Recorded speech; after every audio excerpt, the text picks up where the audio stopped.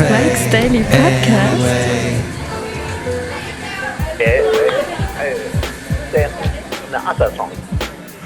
Hi, welcome to the show called Mike's Daily Podcast. I'm Mike Matthews. I was really energetic at the beginning of the show. Hey, look what the podcast picture is. It's a Mike's Daily Podcast. It's a ground squirrel at Peninsula Park in San Leandro. Welcome to Mike's Daily Podcast. It's somewhere in PodCastro Valley, and it's fast. The beginning of the show, it moves so fast. Now it's going to slow down. Now it's going to get fast again. Now it's FF episode 2054. 2054. Woo! Who could ask for more? 2054. Mike's Daily Podcast. Somewhere in PodCastro Valley, the last place on earth. Happy Friday. Mike's Here we are. Daily Eating cereal. Podcast. We have a lovely lady friend here. Yeah! It's going to be in just a second. You're going to hear her because I'll turn her microphone on in just a little bit. But right now she's eating Cheerios. And okay, because that's fun. Cheerios are delicious. Yay. I am going to turn your microphone. Say hello to everyone. Hello. Now say it. Now say it. Hello. Now say it. Hello. Now say it. Hello. Now say it. Hello. Awesome. She is eating cereal because it's her go-to super fast food. She's eaten it on the podcast before. Yeah. I like it too. It's got some good things in it for you. Hey, so you know what you were doing a little while ago? You were watching a bunch of late night talk show hosts. Yes. You know what I noticed? I didn't know this before. There are two talk show hosts that do a Trump impression. Unless does Jimmy Fallon do a Trump impression? Here's today's podcast picture. No. I don't really watch Jimmy Fallon too much. Stephen Colbert does. Seth Meyers does. They do exactly like the Alec Baldwin's impression. But Stephen Colbert's, I think, is better than Seth's. Really? Yeah. Why do you say that? I just saw a clip from Seth's show, and it was good. His impression was good, but I think Colbert is more spot on. It lacked believability. So they don't do as much of a monologue on the Seth Meyers show as with Stephen Colbert. Basil doesn't like any monologues. Nope. He's like, no, I don't need it. I don't. You know what I want? He said, I want to watch golf. Golf is the most exciting game ever. I love it. That's what he just said. Basil's doing better. He got us a little scared last night. He wasn't eating. And I talked on the podcast a little bit about what happened yesterday, but yeah, it was just this weird thing. I think it comes down to something to do with his throat, but now he's drinking water. We're giving him a Pedialyte that's giving him a lot of energy and chicken broth. And he seems to be doing, and actually he ate a little bit today. So. Yeah, he's basically hopped up on sugar. lovely. Oh my gosh. I'm sorry, I blew out my microphone. It's gone now. My microphone blew up. Oh well. I don't know how you're hearing me now, but through the brain. This is through brain signals.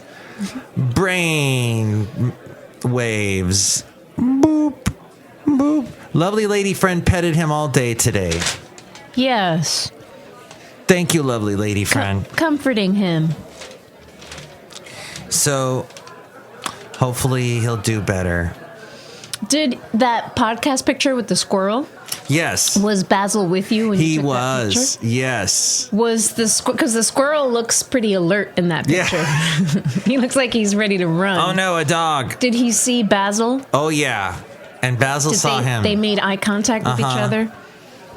And you know, a stare down. They make that weird whistle chirp. Oh yeah. That type thing. Mm-hmm. And Basil used to see him and go running after him, and Do you see in the background? That's the mountains there. I think of like San Mateo and in the peninsula. Huh. And the clouds were coming over them, much like they were today, and cooling everything off and making it oh so nice. Thankfully, yes. So here, you and I yesterday saw a little bit of Al Sharpton with a memorial Yes. to George Floyd, and I was amazed. I mean, we have people here all the time at Cafe anyway. That's why we have all that noise in the background. Everyone's standing 8 feet apart. But this was the first thing I've seen on television where there was a bunch of people together in the church. It looked like they were kind of doing social distancing. A lot of people had masks on, and they were, protecting themselves that way. But that was the first, late night talk show hosts have had audiences. I don't know about sporting events. We saw that, was it the French Open? Some tennis match. Where Right. That was the other time we went into Posh Bagel. Mm-hmm. I know. Both times we watched, both of the instances that we're talking about, we saw on the Posh Bagel's big flat screen TV just going on all day.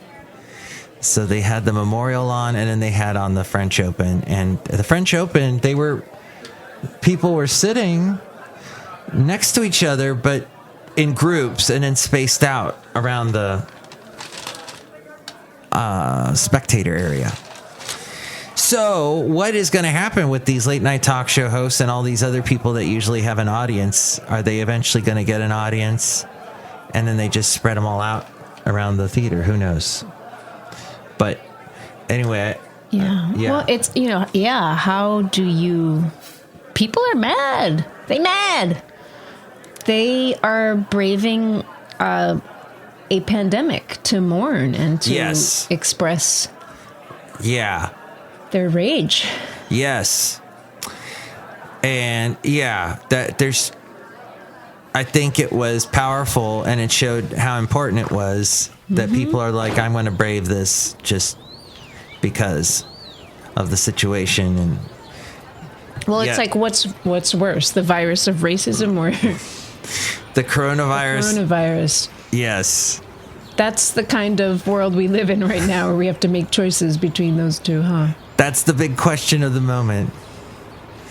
We're definitely trying to fight both right now. We have two battlefronts going on. One day, hopefully, they'll both be gone.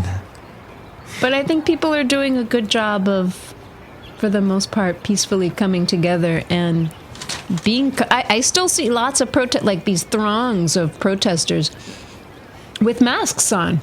Yeah. So, people are trying to be conscious of both, but my God, my heart goes, how do you keep both things in mind at the same time? Protesting safe.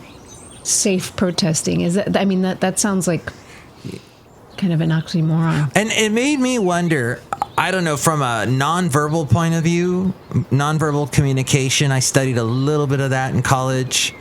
And, we pick up certain cues from each other, from our mouths, from our faces. And here you've got police in riot gear and their faces hidden like RoboCop. And you've got protesters with their faces covered, with their mouths covered anyway. And it's spooky. It looks like it looks surreal. And the communication going back and forth between these two is just pure, it's not the best. It's not a welcoming. You were showing me a fascinating TED Talk today about an African-American male, a musician, Daryl Davis, who wrote a book talking about how he didn't understand why people are racist towards black people. Why? What's the deal? And so he met up with some Ku Klux Klan members, actually talked to a Grand Wizard, and actually became friends with them. It's a whole thing. I can't even give it justice with how he described it, but it's on... You found it on YouTube? Well, he's Daryl Davis. He's written a book as well. And that's actually how a lot of these conversations came about. It was while he was doing research for this book. I think it's called Clan, as in K, the KKK clan. Clandestine. Oh. And it's his kind of a memoir, autobiographical account of his trying to answer this question. How can you hate someone without knowing anything about them? Yeah. Other than, just the color of their skin. How can you hate someone based on that solely? Excellent question. In fact, at the TED Talk, he had the Grand Wizard's cloak because the guy just gave it to him and gave up being a clan member. He has several. Several of them. Yeah. And he is a piano player, or a boogie-woogie piano player. Does some fun blues music. And these former Ku Klux Klan members show up to his concerts to watch him. He was talking about he was taking a road trip with a white guy. And the white man, who I think was probably maybe still with the KKK, said something. No, he's not. He's actually. not. Oh, no. I think he was one of the higher level KKK members. But who was the one that? It's like not the is it Imperial Wizard or? Grand. It wasn't that one. It was like, what did he say? It was something dragon. Cyclops. Something. Oh, the Cyclops. Yeah. Something Cyclops. Yes, and after that conversation that they had in the car, about 5 months later, this guy actually quit. Wow. He gave up his membership, and that was the first robe that he got. Ah, okay. But what was the conversation he had with a white guy saying, the white guy said, black people have a gene that makes them violent. And he said, what was his name? That was the same guy. Did he and he said, I'm not violent. Why do you say that about me? And the white guy says, well, it's recessive. It hasn't. It's a latent gene. Yeah, it's latent. Hasn't become active yet. And then which he replied, well, then you're a serial killer. And he goes, no, I'm not. And he goes, well, maybe it just hasn't become active yet, because all white guys, like the famous serial killers, are white. He asks him to name 3 black serial killers. Oh, that's right. And he couldn't think of any. Now you follow a lot of serial killers. You were all into that Netflix show about serial killers. Yes, that was spooky. You're eating cereal right now, actually. So God, I'm really trying not to make my chews audible. The biggest bowl of almond milk and Cheerios I've ever seen. I do use a lot of milk. See, I find that there's 2 camps with people and their cereal and milk. They either you're in the camp that doesn't use a lot of milk and they like more cereal. Yeah, they like their cereal more dry. It's healthier that way. I don't know about that, but I do. I enjoy the taste. Yeah, maybe it's more fun to have more milk with your cereal. I don't know. I grew up eating, lots of stews and, I never have made you stew, have I? I gotta make you stew. Well, do you want me to change my name to Stew? Stew Mike? Stu Matthews? Stu Matthews. That works great. All right. Well, that's why she likes serial killers, and why she likes cereal, and why I like serial killers. No, I do not like serial killers. No, we all hate them, but she finds it fascinating about the past case histories, and yes. Well, yeah. How does one become a serial killer? They kill people. That process. Oh yeah. How do they cross that line? Crazy. One interesting thing, though, if we can go back to the protests and the vandalism and the looting, there was a story in the East Bay Express about the theories that have emerged. Minnesota Governor Tim Walz shared unconfirmed reports that white supremacists had infiltrated protests in Minneapolis. In Tennessee, a known white supremacist was arrested for setting fire to the courthouse during a protest there. And Black Lives Matter San Diego had to issue a statement warning of a fake BLMSD Twitter page announcing another protest, which they suspected had been made by white supremacists. Though difficult to confirm, officials and police chiefs are reporting that May 29th saw an explosion of white supremacist activity during protests on that day, and are considering if an organized effort to disrupt peaceful protests and incite violence between black communities and the police all over the country had been planned beforehand. So that's but I found that fascinating. Yeah, sure. But that's nothing new. Like white supremacists trying to derail people fighting for racial justice. That's nothing new. I guess I would want to know what's the point, for what purpose, right? Like what? I think that's a more interesting story. To derail protests. Why? To derail protests. Why? They don't like protests. So they're protesting that, and they're putting blame on the people that are protesting. But that's anyway in this article there. Oakland Mayor Libby Schaaf said during a press conference on Saturday, urging residents and protesters to stay home, "We want to make it clear this will not be tolerated," talking about the graffiti-covered walls, sidewalks and pavement, charred garbage cans. This was in Oakland, obviously. So, but... Well, obviously? What? Because she's the mayor of Oakland. Oh. A large number of protesters marched near Lake Merritt, while a Saturday evening, a caravan in memory of Floyd traveled across the city. But that's fine. It's just the violence and people, that were taking advantage of it. So that's an article in the East Bay Express that you can find right now. It's called Dark Night of the Stole. So, we're outside a cafe anyway here in PodCastro Valley. Let's say hi to some people here.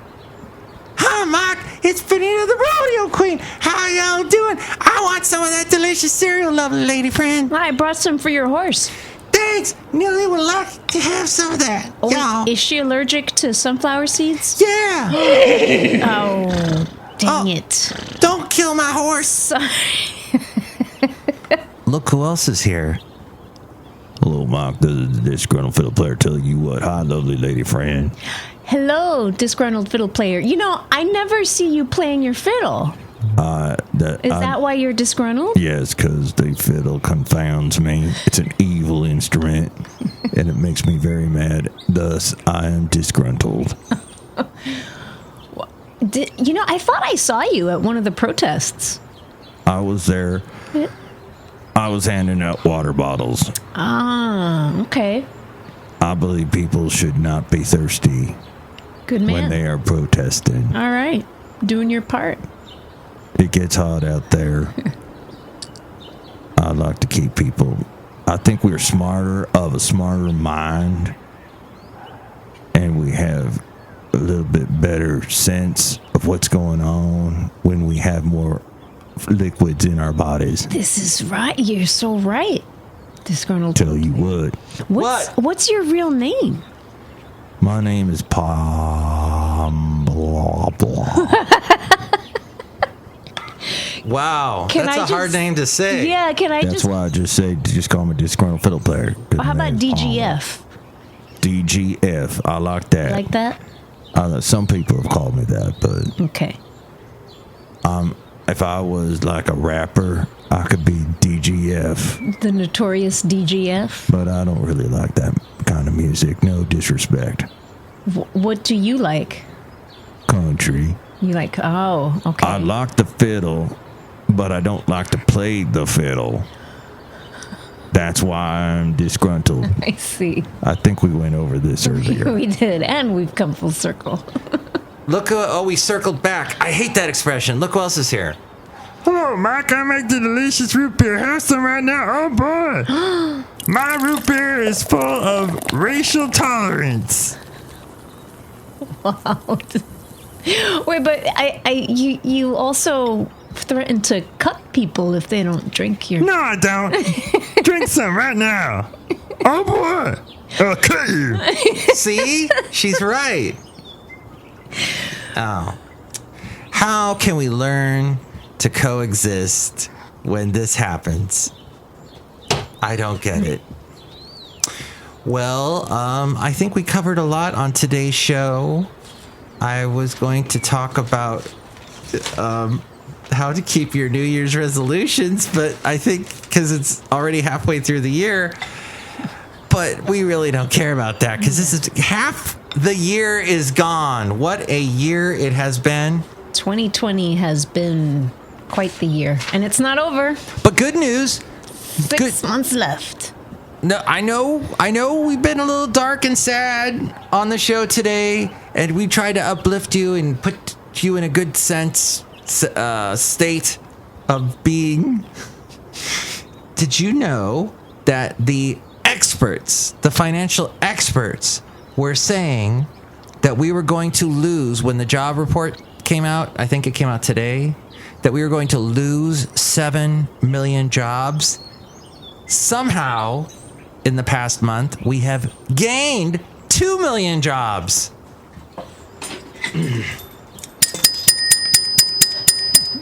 That's fantastic. It means the experts don't know what the hell they're talking about, I guess. But Or the data is not accurate. then why do you got to do that? I'm just saying. Why do you got to do that? The data is always accurate. But if you think about it, I don't know, maybe it puts us in a mind that there are a lot of people hiring right now. In fact, companies are hiring again. A lot of big department stores. Well, and then what do you call Walmart? What kind of a store is that? It's just, the everything. An obscene. Is it a big box store? Is that? No, that's Costco. Obscene big store. Cafe anyway. Restaurants are hiring. And, Home Depot, Lowe's, all those type of places are hiring. So people are getting hired again, which is good. And it was just this big economic atom bomb that happened 10 weeks ago with the coronavirus. And it was interesting because the stock market was, at the beginning, was okay, and then it took a big dive when it started to become very prevalent. People were losing their jobs and getting pay cuts, like, here's truly, and all the other stuff. So here's to hoping that things turn around. And yes, maybe the data's wrong, and maybe it's all dark, and you're all going to die, and maybe that's what Lovely Lady Friend's trying to tell you. Well, no, you're right. The numbers don't lie, but how they frame it. Who cares about context? Jimmy Kimmel constantly takes our beloved Pat Robertson out of context. And Pat Robertson said on his show to Trump, what was it, calling governors jerks? He said, that's not cool. Not cool, Mr. President. Not cool, Mr. President. And Pat Roberts is Pat Robertson? He said, you don't do that, Mr. President. Yes. It's not cool. Pat Robertson, sorry. 700 Club. 90-year-old Pat Robertson. I used to watch that show. I used to do the overnight in the 90s at this station in Thousand Oaks called KNJO, and I'd come, check this out. I'd be driving home from Thousand Oaks. It was like an hour drive to where I lived, and I'd get home. On my way home, I would listen to Howard Stern because he was still live on the air from New York, but being carried in LA. And then when I got home, I'd turn on the 700 Club. Talk about making your brain explode. What, to go from Howard Stern to the 700 Club? Yeah. That was quite a change. Nice. Quite a shift. And there was this cool bakery in Oxnard Shores that served these maple scones. Oh, they were so good. I can't remember the name of the place, but I loved it. Okay, that's... Oh, speaking of scones, we had a really good scone today. Can we give a shout out? By the way, that's the name of the show, Scones. Scones. Okay, go ahead. Can we give a shout out? Yes. I think we mentioned it at the beginning of the show, but... Posh okay. Bagel? Yeah. Did we? Yeah, because we were talking about the flat screen TV we always see. Oh, that's right. That's right. Yes. Well, Posh Bagel in Castro Valley. Wonderful family-owned business. Great, friendly folks there. Great service. And so we go there a lot. And we've become, well, I wouldn't say we're not friends with the owner. We've been to his house. Been to his house. No, we haven't. Well, anyway, long story short, he gave us a scone. He hooked us up with free stuff. So this plug actually, we've actually been compensated for this plug. Ah, that's Look at right. that. Wow, Yes. that's like never happens. Usually I have to follow up my plugs with slugs because I never get any compensation, but yay. We got a donut and a scone. So good. I think, didn't we eat No, we ate the scone today. Yeah. And the donut was this awesome like strawberry thing with icing on it. It was so caked in icing I could barely see the donut. It was so amazing. So good. What is the kombucha place that they serve kombucha or they have bottles of it from Half Moon Bay? Do you remember the name? Moss Landing Brewery. Oh, really? Mm-hmm. Okay, and they make a kombucha now. Yeah. And they got this cute little seal on the front and little ocean type scenery on it. It's very good, but it's very hard to find. And they have it at the Posh Bagel. Yes, check it out. Excellent. Well, thank you, my lovely lady friend, for being on today's show. Oh, you're welcome. Thank you. I think we learned a lot today about cereal and scones and the tolerance, coexistence, insistence, disgruntled fiddle players, and Pat Robertsons, and the rest. Thank you, lovely lady friend. Thank you, Mike Stu. Mike's Daily Podcast is written and produced and performed by Mike Matthews. His podcast is super easy to find. Download or listen to his show and read his blog at mikesdailypodcast.com. Email Mike now at mikesdailypodcast@gmail.com. See you tomorrow. Bye!